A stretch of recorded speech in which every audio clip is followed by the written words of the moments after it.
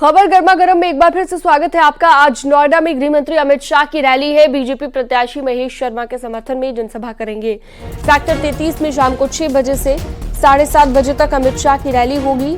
इसके साथ ही आपको बता दें कि ट्रैफिक को लेकर एडवाइजरी जारी की गई है। शाम को 5 बजे से रात के 8 बजे तक ट्रैफिक डायवर्जन रहेगा।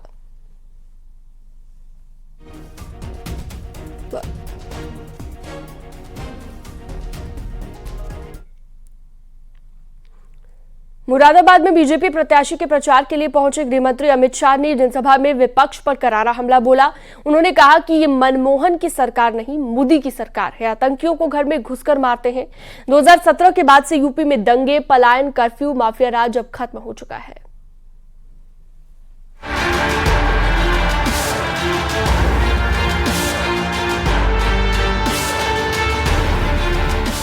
गृह मंत्री अमित शाह मुरादाबाद के बुद्धि विहार मैदान में संभल और मुरादाबाद के बीजेपी प्रत्याशियों के समर्थन में जनसभा को संबोधित करने पहुंचे।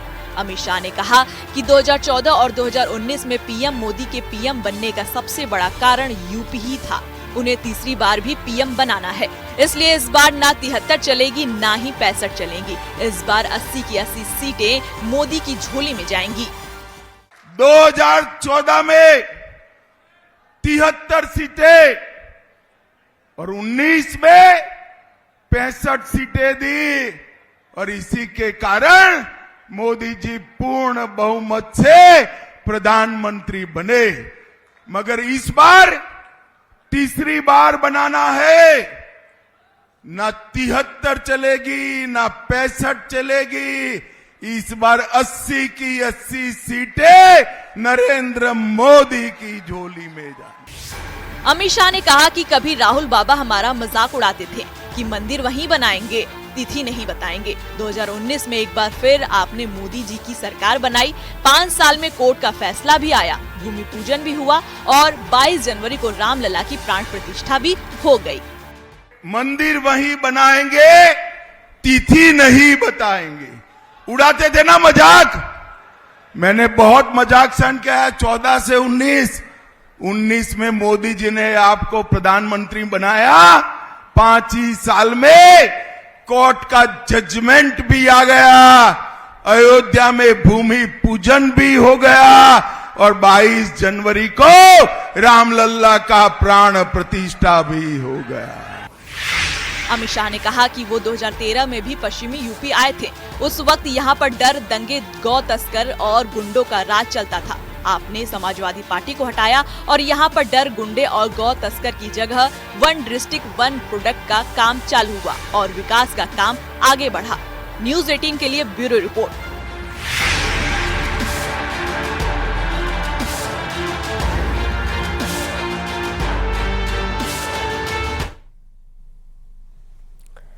कल बीजेपी जारी करेगी घोषणा पत्र। लोकसभा चुनाव के लिए घोषणा पत्र कल जारी करेगी बीजेपी। पीएम मोदी, अमित शाह मौजूद रहेंगे यहाँ पर। इसके अलावा जेपी नड्डा और राजनाथ सिंह भी मौजूद रहने वाले हैं। बड़ी खबर इस वक्त हम आपको बता रहे हैं, लोकसभा चुनाव के लिए मैनिफेस्टो कल जारी किया जाएगा भारतीय जनता पार्टी की ओर से।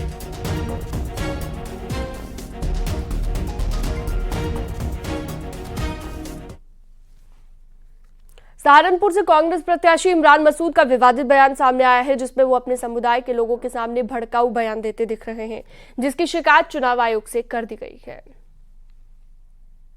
सिर्फ इतनी बात कह रहा हूं कि ये चुनाव इमरान को जिताने हराने का नहीं, ये चुनाव अपने आप को बचाने का है। ये चुनाव अगर भाजपा दोबारा आ गई तो सबसे पहले इलाज तुम्हारा और मेरा होना है। याद रख लेना बात, हंसने की बात नहीं है। ये अमित शाह कह रहा है,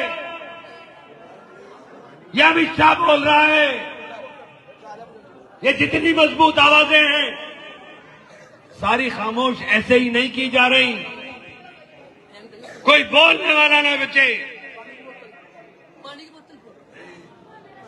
कोई बोलने वाला ना बचे।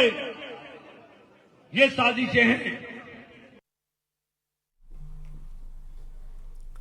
लखनऊ के अटल बिहारी वाजपेयी इकाना क्रिकेट स्टेडियम में कल आईपीएल मैच में राजनीतिक नजारा देखने को मिला। लखनऊ सुपर जायंट्स और दिल्ली कैपिटल्स के मुकाबले के दौरान अब की बार 400 पार के नारे के पोस्टर लगे को दिखाई दिए। पीएम मोदी के युवा प्रशंसकों ने अब की बार 400 पार के पोस्टर लगाए।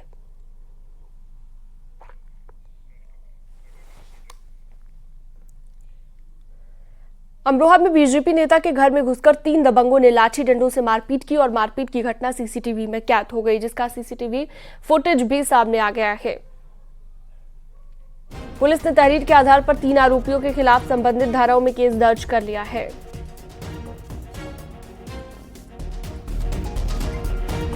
चार छह लड़के डंडे और अद्दे लेकर आए और हमारे चचा के मकान पर हमला किया और अगर हम गेट अंदर से बंद नहीं करते तो जान से मार देते। बिल्कुल पूरी प्लानिंग के साथ वो लोग तैयार थे।